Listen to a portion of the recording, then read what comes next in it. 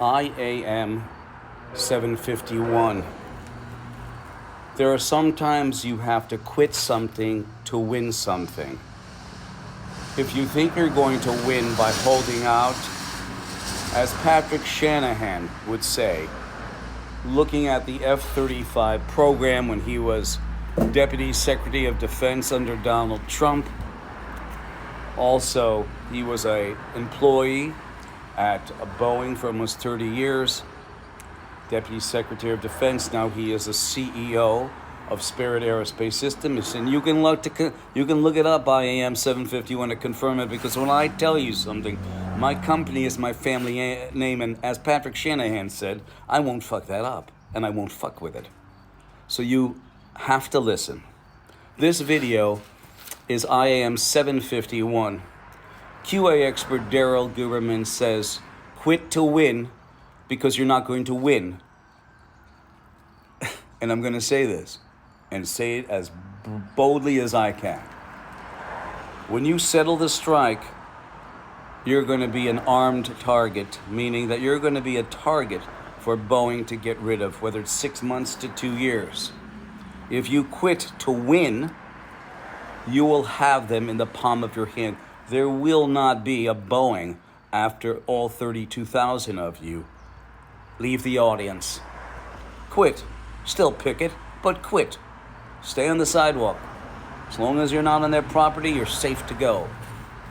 And if you need any legalities like a police permit, get it.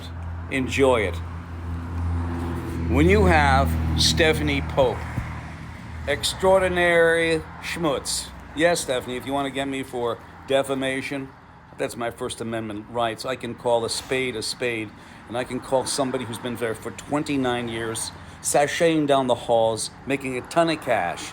And let me tell you something, IAM 751, she makes almost $10 million. She doesn't give a fuck about you. Trust me.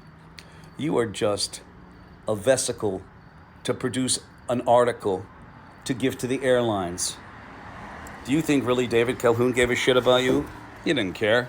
I saw how he cared when that woman was yelling at him June 18th.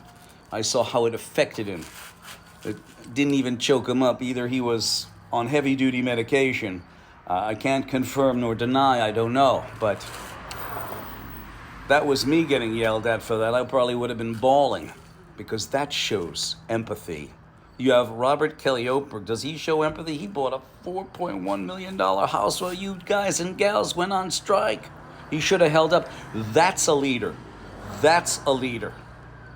Okay? Look at me. I sent a 42-page document with 11 letters of recommendation to the board to say that I'd like to be their CEO, their dark horse, their quality control guru.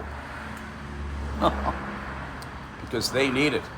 They outsourced quality in 2002.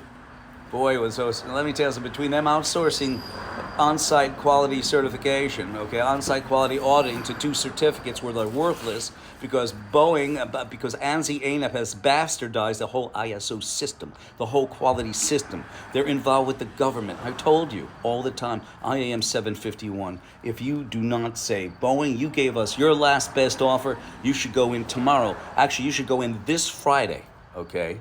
This Friday, you should go in and say, Boeing, you gave us your last best offer. Here we go, all 32,000. We're done.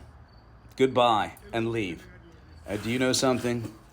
If they don't bring you back to the table, how are they going to train 32,000 people to assemble planes, to build things, to rivet, to bond? How are they going to do it?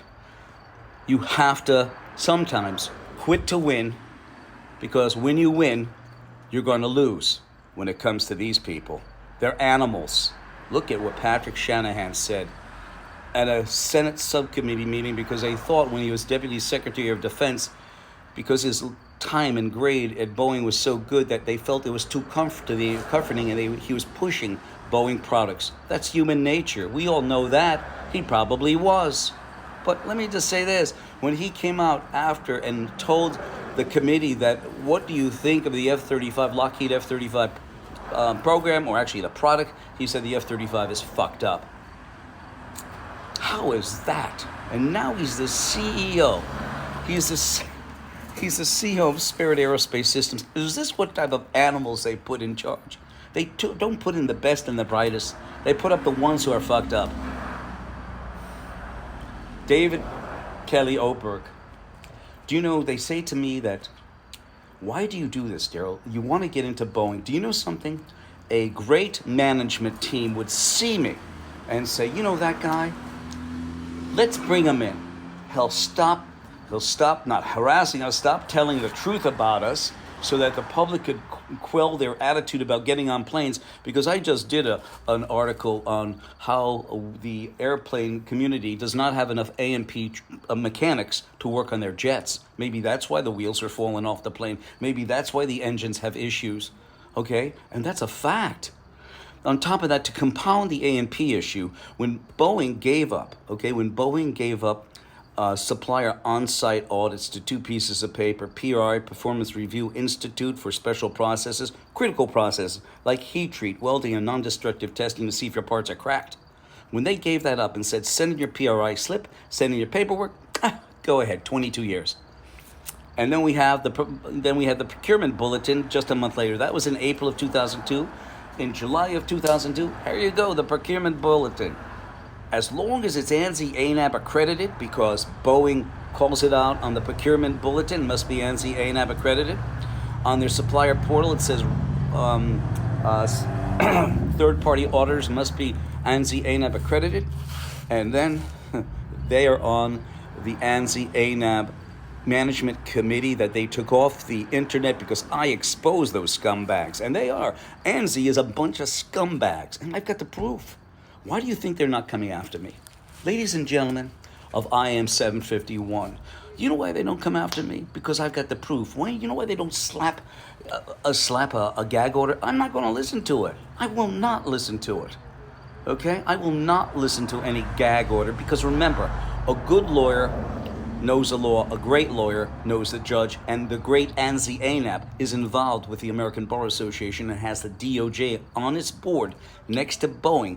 ANSI ANAB is the accreditation body of Boeing, and DOJ sits on ANSI ANAB, and they are a customer of ANSI ANAB. You know what kind of crap that is? Or as Patrick Shanahan would say, that's fucked up. And then you have Department of Homeland Security that I stood up in April 17th with Sam Salapar, the whistleblower, standing up, supporting him, showing him the two pieces of paper and others that I have, about them giving up on-site auditing to two pieces of paper, the supplier, the PRI for special processes, and also the supplier bulletin, AS 9100, ANSI ANAB accredited. You also have the DHS right there. I was standing in front of them, Richard Blumenthal, the chairman. He probably doesn't even know. You look at that. They're not only an ANSI ANAB member sitting over by Boeing, but they're also a customer. Okay, they have a Phil Matheson who's making $262,000 tax-free, and he gets his federal agency money. Isn't that nice? Tax-free, right? Then you have Department of Commerce that sits on there, who's not just a member, but they're also a customer of ANSI ANAB, and the FDA as well. And NIST has Gordon Gillerman, 120 grand, tax-free, plus his money for his federal agency salary. And that's what it's all about, IAM 750. So sometimes you have to quit to win, because if you win, you're done. When you win this way, you have them. As we say in Judaism, since it is Rosh Hashanah, for me it's 5785 the year, grab them by their beitzim and squeeze them hard, because that's the only way you're going to do it. I heard people call me, he said, Daryl, she said, a couple of them, of Boeing employees called me up and said, Daryl, we're going to be staying out. We're not going to leave. Our dicks are hard. That's what they said, okay? Let me tell you something. If you don't quit, you better take some Viagra after, because the company's going to fuck you.